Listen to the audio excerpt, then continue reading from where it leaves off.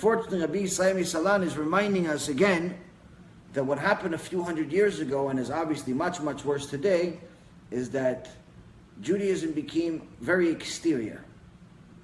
Very dependent on the exterior, where as soon as a guy goes to a Beit Knesset for the first time and decides, oh, you know what, let me start learning Torah, immediately he grows a beard.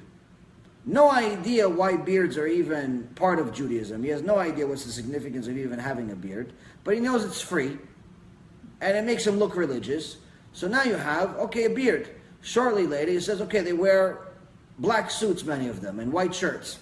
That's normal attire in the business world anyway. Only difference is, sometimes they have the tzitzit hanging out, and sometimes they wear a kippah.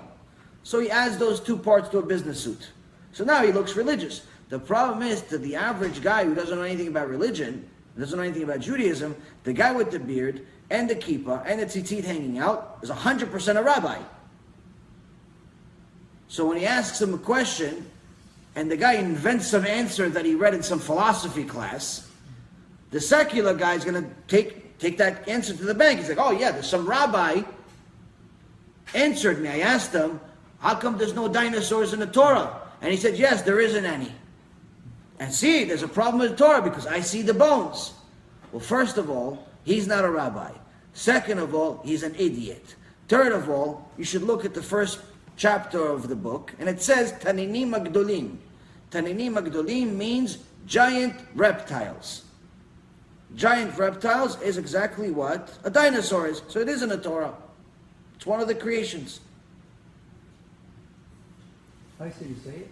Taninim Agdolim. Taninim, like T-A-N-I-N-I-N,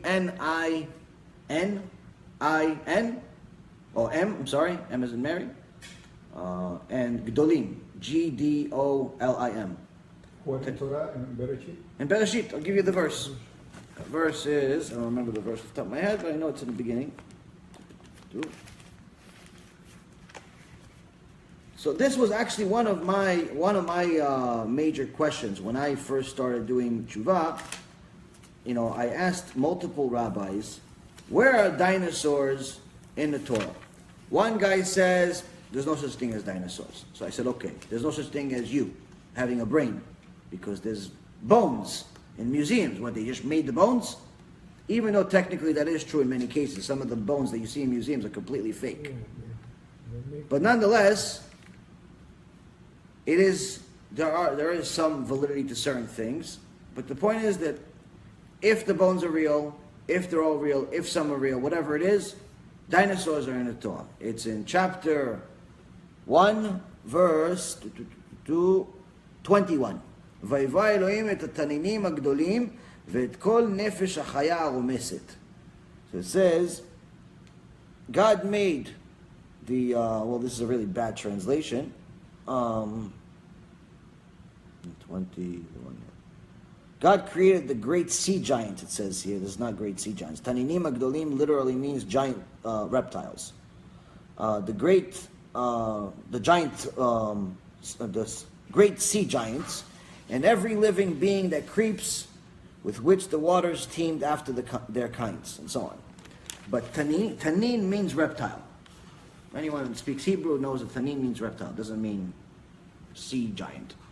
So sometimes you have bad translations.